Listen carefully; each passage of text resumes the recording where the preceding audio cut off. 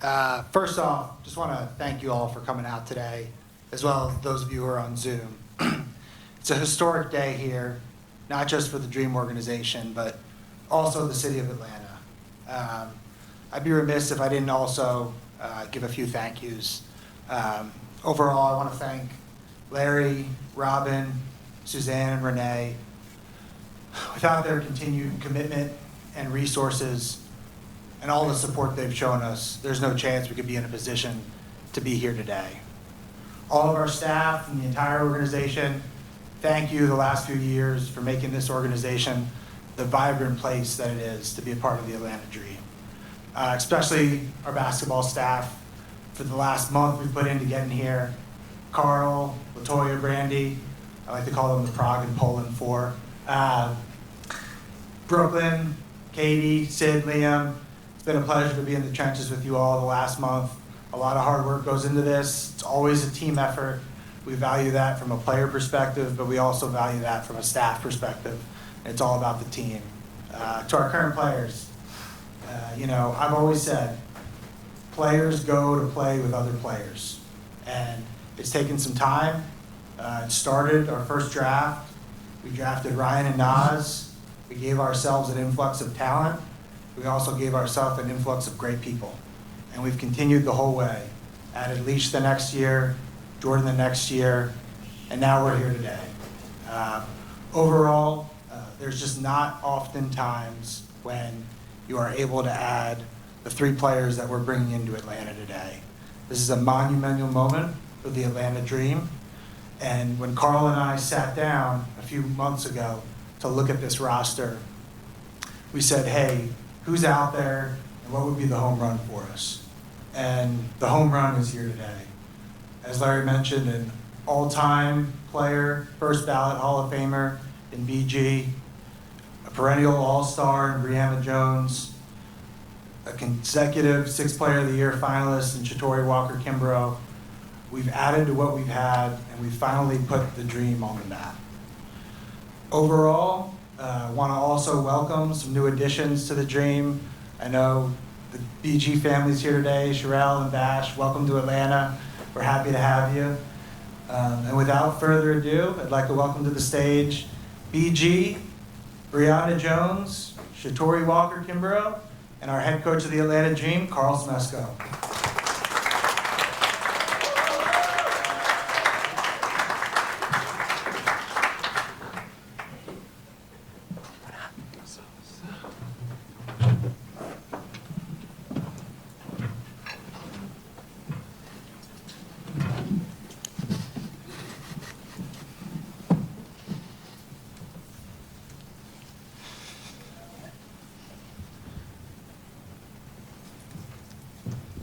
We're going to open the floor to questions. We'll start with Bailey Burmaster.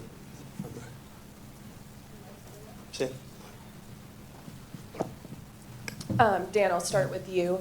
You talked about a home run. This is the biggest signing in Dream history, getting BG. What was that process like, and how crucial was it to get a home run this offseason to prove that this team is ready to compete now and compete for a title now? Yeah, I mean, always you're looking to get better. I think for us, we felt like we were finally in a position where we were attractive. We were attractive because of the players we have. We were attractive because of the organization we have. We were attractive because of the great city of Atlanta. So had an awesome meeting with BG, first day of free agency, and I think we both felt like this could really be something special. BG, going off of that, Dan says, Atlanta was attractive, but in your own words, what was it in that meeting in this city that you thought this is a great place to have a new beginning?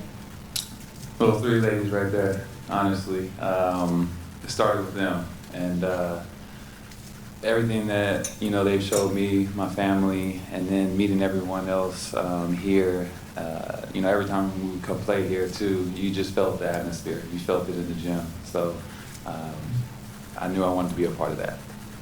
Carl, you're going to have a big starting five now with these addition up here. I'm curious schematically what you think this team will look like this upcoming season.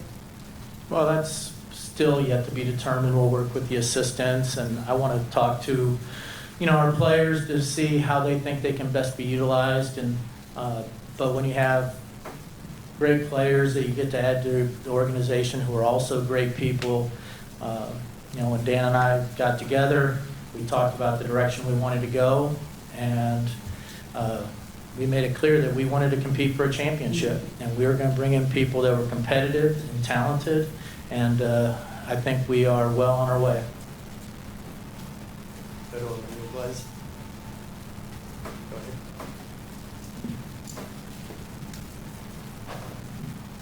Brianna, I asked you this, Emmanuel Glaze from the Crush Sports Talk. Why Atlanta, and why was this a place for you to make your next move in your career? I think I chose Atlanta just, like you said, people. Just having the conversations I've had with the organization, with the coaching staff, with the players. I just, felt that the culture that they're bringing in, everything that they've established here, is amazing, and I just wanted to be a part of that. And Shatori, let me ask you this. Coming to Atlanta, I think we have a Maryland connection coming back here with your teammate. What is it about this team that you like as far as the backcourt and the team that they're being put together in Atlanta? I think for me, it's not even just about their skill set, but what you hear about them as people, their character, and I think that's very important with the foundation that the Atlanta Dream has built. And I just want to be a part of that. I feel like I can add to it. We have a question up front here.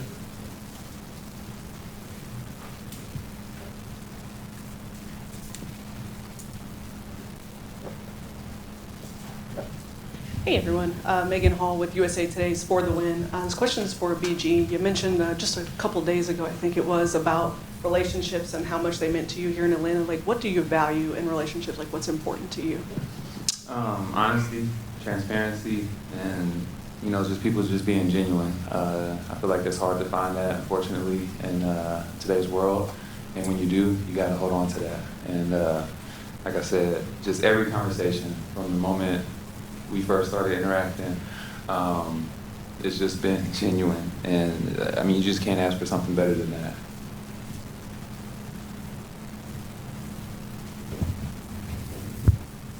Jamila in the front row.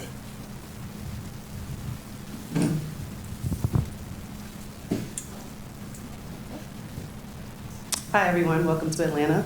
My question is for the players.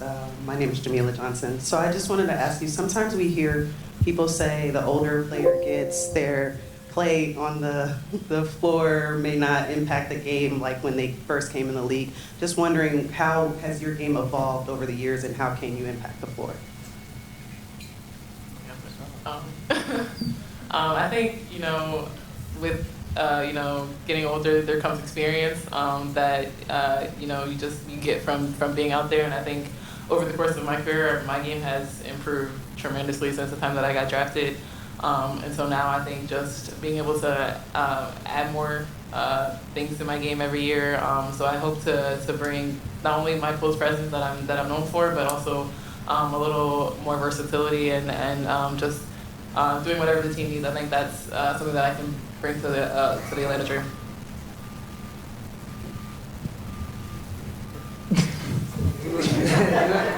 Five and out. That's a good answer.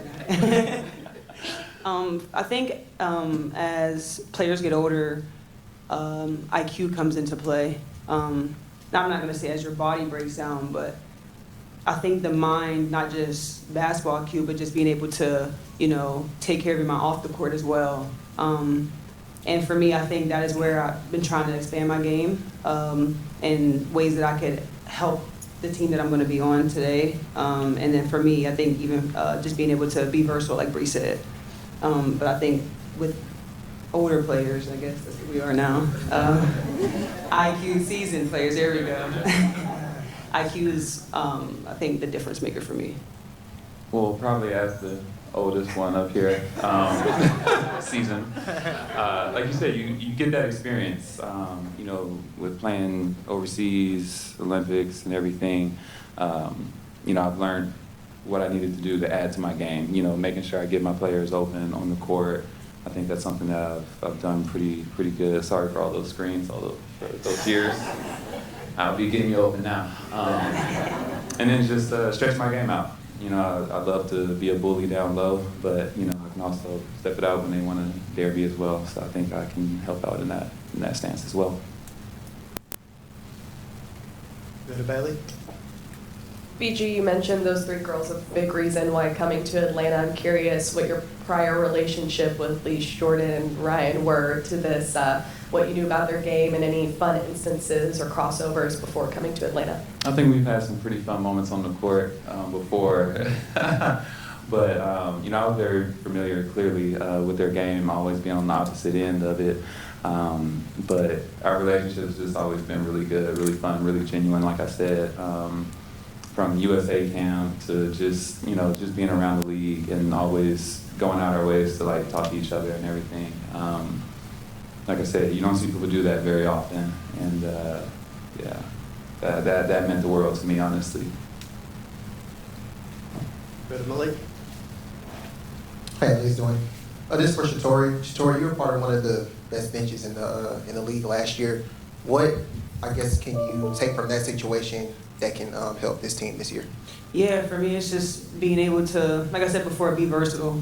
And I just embrace whatever role that is given to me. And that could be from year to year, that could be from game to game. But again, for me, it's just embracing that and being the best that I can be and continue to try to get 1% better each day. Hey guys, this one's for Dan. We were talking, about the high IQ seasoned players, but bringing that experience in here to Atlanta, what was the goal there, and how do you hope they can, provide this playoff experience they have to the team right now? Yeah, always you're looking for talent first because you need talent to win. But being a great teammate and having experience is what gets you to the next step. And we've had some success, but we want to take the next step, and these players are going to help us get there. Daniel up the front.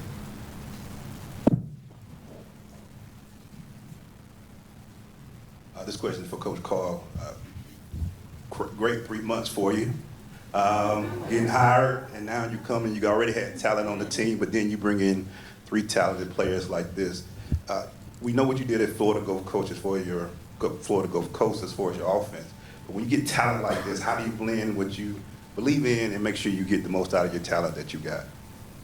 Well, that's the key, and that's what stays the same, is putting players in position to play their best. And to get talent like this makes it an easy job for me. They are so good at what they do.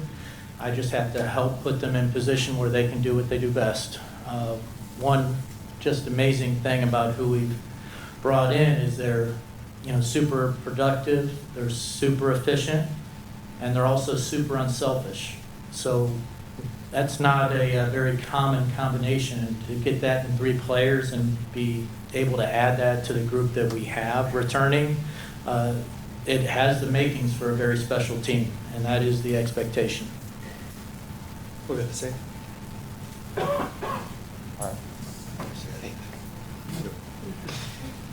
Welcome to Atlanta. Sam Pritchard, 92-90 game, and also Atlanta 69. Brittany, you played your entire career in the West. You played your entire career out West. Now you're coming to the East, where the defending champion is. Thoughts about the teams you're seeing here and around you, and how you look forward to playing against the teams in the East. You got some of the new up-and-coming teams with some of the new blood from last season. Mm-hmm. No, I'm looking forward to it. I mean, the level of play that's already been here in Atlanta and how the East is, getting even better. I'm looking forward to emerging into that and being a part of it. We still gonna go out there. We're gonna take it out West when we go out there too as well and take it to them. But I'm really excited to be on this side. We say the East, but Atlanta is the South for me, and that's what I grew up in, and that's another thing that brought me here too as well, is having that Southern culture as well. Sorry.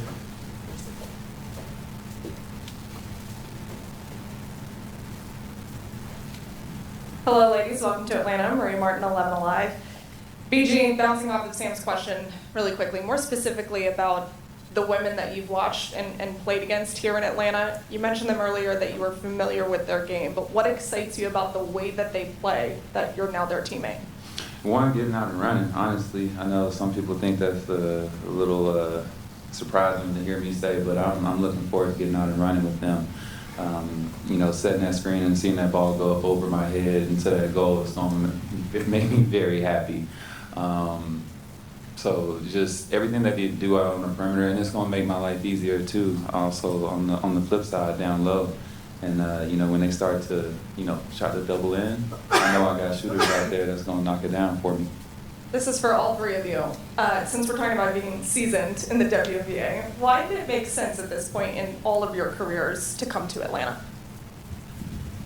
I think for me, just coming out of Connecticut, playing there for 8 years, and just gaining so much experience, you know, going to the finals, playoffs, you know, multiple years in a row. I think it was just time to venture out and, you know, explore something new this year. And just like I said, after talking and knowing what's here in Atlanta, knowing the talent and the caliber and the just, you know, what's already established here, it was something that I wanted to join it and be a part of. And you know, I'm excited for this new challenge, and I'm ready to continue to grow as a player, and hopefully bring all that experience and that seasoned that experience to the gym.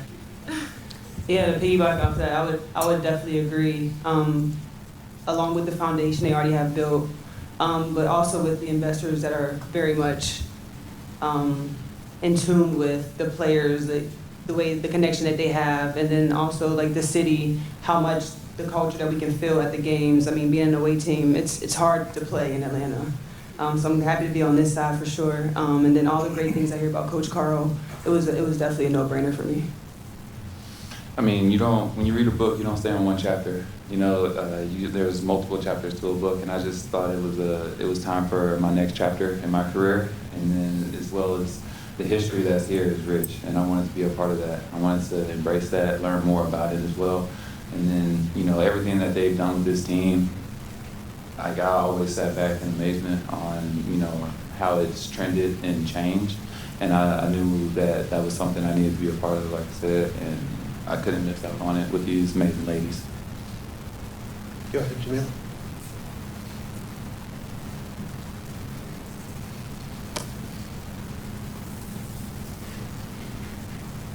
I just want to know, with Ryan Howard being the resident TikTok content creator specialist, has she prepared you for, I know BG, I saw you in one already, has she prepared you for being in some TikTok videos, some videos in the upcoming season? I'm not prepared, but I'm ready. I wasn't, you know, I wasn't really with the TikTok and all that, but she got me ready now.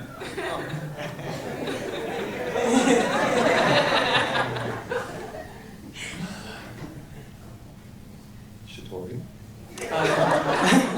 I was actually told this morning that I would be on. It was not a question mark at the end, so that's my answer. We're going to flick over to Zoom. Howard, go ahead. Congratulations, you guys. Howard McDowell next here. Just actually want to ask Dan and Carl, if I could, if you just take me through the way in which you see the offensive fit here. You know, Carl, I know we've talked about, you know, building a W team is different than the makeup of a team at FGCU, but sort of how you put together a team of shooters relative to, you know, a team here where, you know, both BG and Bree get a lot of their points in and around the paint as well. Do you want to start, Dan, or? You got it. To? Yeah, well, it's about getting high return and efficient shots. And with Bree and BG, you're talking about two of the most efficient players, you know, in the league right now. And then you surround them with the talent that we have and their ability to space the floor. I just don't see it being much of an issue. And then the other thing is, it's not just their skill around the basket, which is exceptional. They are skilled, talented basketball players. They're good passers, they're very smart, and they're very good shooters. And I look forward to seeing them expand that shooting even to beyond the three-point line.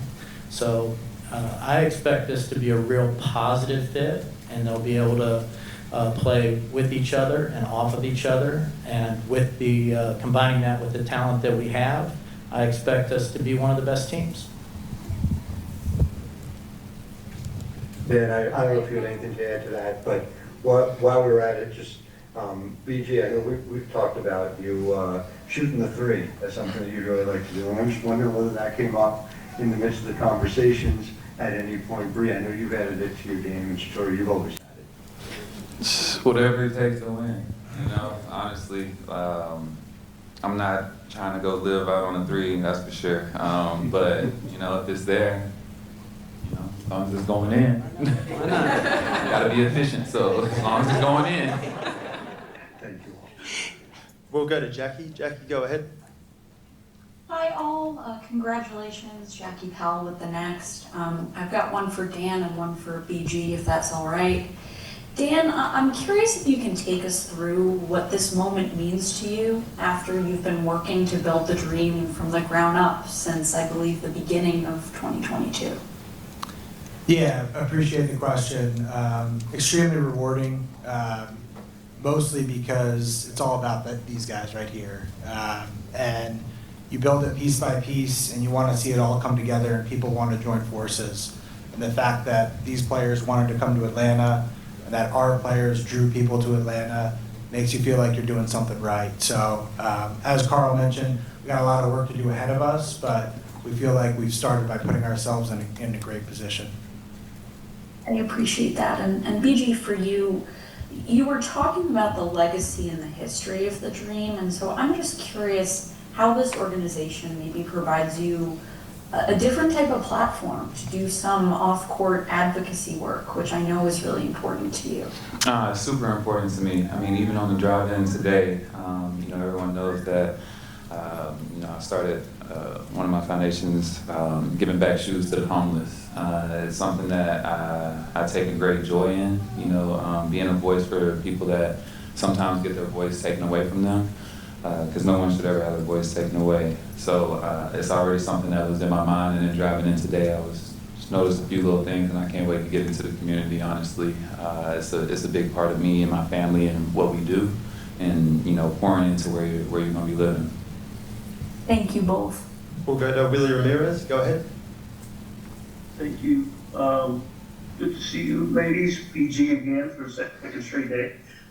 This could be for any one of you three, but I remember when Alicia Gray came to Vegas for the All-Star game a few years ago, and we talked about her first year in Atlanta, and she kept using the word free. She felt free finally, and it was sort of uplifting to her career at that point. I'm wondering if you could just touch upon that, and I apologize if you already answered that. I had some glitches earlier with my Zoom, so I didn't hear a lot of the answers. But in terms of sort of a different vibe in basically, you know, how her career went differently than it did in Dallas.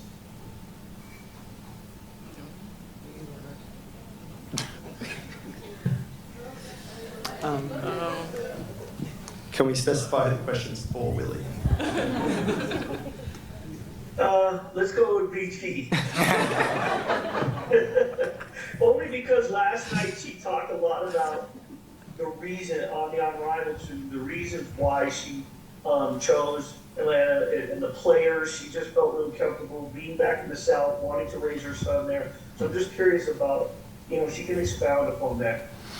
I mean, like we said back then, just being free. You know, it just, there's a vibe here. And when you play against the Dream, you can see it, you can feel it, how they interact with each other, how the whole organization. I was tired of hearing Renee yell at me on the court as well, so now like she can be yelling for me.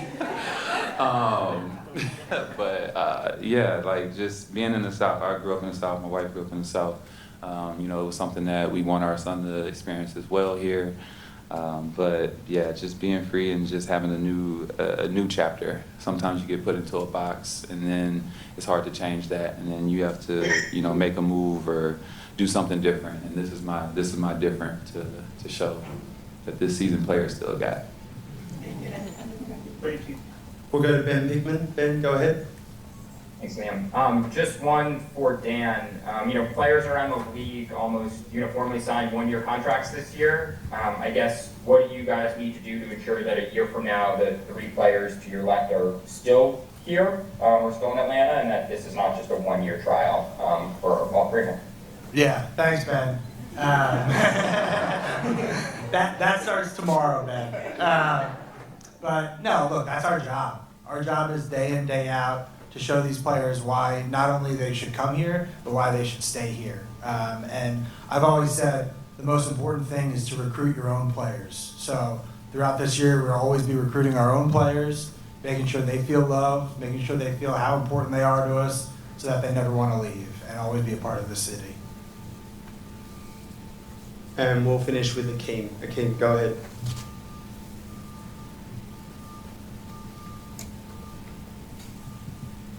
You're on, Akeem. Don't be shy. All right, I think we have one more question in the room, Charles.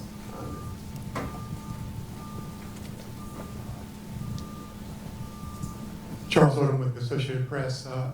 Kind of a natural follow-up to the question about one-year trial. Does the CBA looming in the distance? This is for Brittany. I understand your high expectations are nothing new for you, but does it put a sense of urgency to take advantage of this collection that you have now in this season coming? I mean, I feel like a lot of people, like I said, I'll just say this with the CBA. You know, a lot of people sign one-year deals. It's more than just money. I don't want people to think that everybody's signing a one-year deal just because they're money crazy. There's a lot of other important things that are going to be in our CBA that, you know, people want to be eligible for. I'll just say this, not to get too far ahead. My track record is, I make a decision, I stick with it. So I'll just leave it at that right there. I think that's a nice note to end on. We're going to come to the front and present jerseys, and then after that we will do individual player scrums for a brief moment over here. So we'll do the jerseys first, and then we'll go to that. Thank you everyone for attending. Oh, my bad. We're going to do jerseys right in front of the Thank you for it. You're good. Sorry.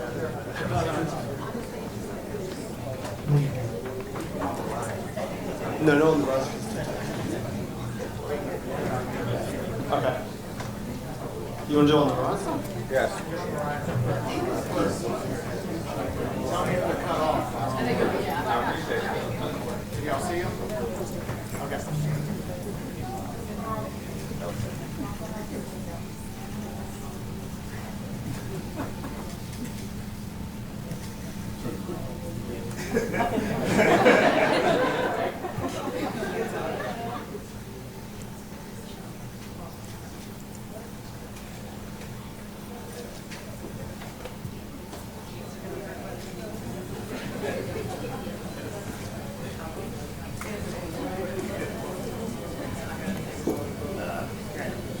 Once y'all get it, if y'all want to come over here for a scrum,